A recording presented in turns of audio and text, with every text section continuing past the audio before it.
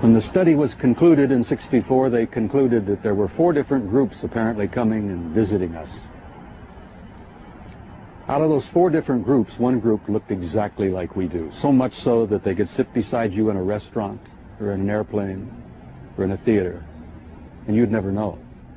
And that particular point bothered the military guys a lot.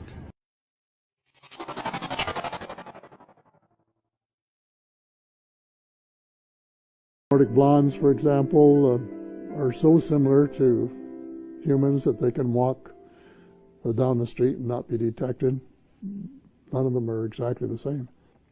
They are way ahead of us in medicine, agriculture, and still, I guess, presumably in technology.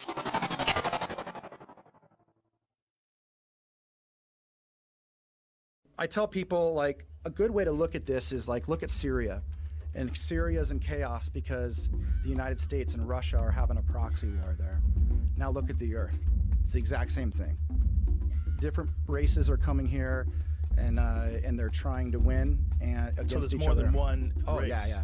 How many This different ones universe we're talking about. Right. I don't know how many. I don't know. But there's a bunch of different creatures, and they all have the same sort of technology. Yeah, and some are very human. Some look just like you and I. Really? Absolutely, yeah. So if we have craft and we have bodies and the craft appear to be able to travel amongst the stars, and if that is what's ended up revealed, just hypothetically, what is your warning here? Their warning is this. What if they don't travel among the stars? What if there's something else about these things that we don't yet understand? Human-looking non-humans. Right. And the reason I'm saying this is that for many years, like I would push those stories aside psychologically. Like I did not want to consider them, despite the fact that when you go back through all of the UFO occupant sightings that people have had, probably the single largest group that people identify are operators of these craft that look human. Yeah. Okay, so Robert Bigelow said to me, "They're walking among us."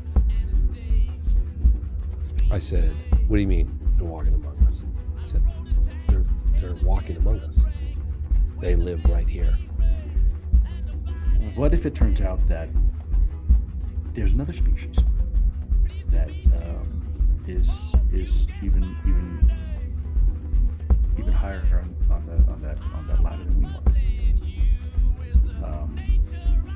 Do we need the social institutions that we have today? Will we need governmental and religious organizations that we have today if it turns out that there is something else or someone else that is technologically more advanced and perhaps from an evolutionary perspective more advanced? Have we been wasting any time all this time, or are we doing exactly what we're supposed to be doing? Down the corridors of SHAPE headquarters, or they could be walking up and down the corridors of the Pentagon. One day at lunch, a lieutenant colonel made the remark, he says, "Jesus, do you realize they could even be in the White House?" And there was a little forced laughter. At that point, I remember, because a lot of us over the years have had some misgivings about the occupants of the White House. But the point I'm making is that the idea that aliens could be here in our midst bothered the military, because if you're not paranoid when you go into the service, you're certainly trained very quickly to be so. It's the nature of the military mind, I think, to be paranoid.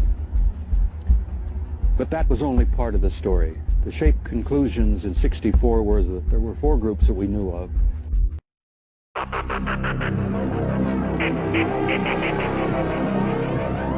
Basically, there's 2 groups of people in power.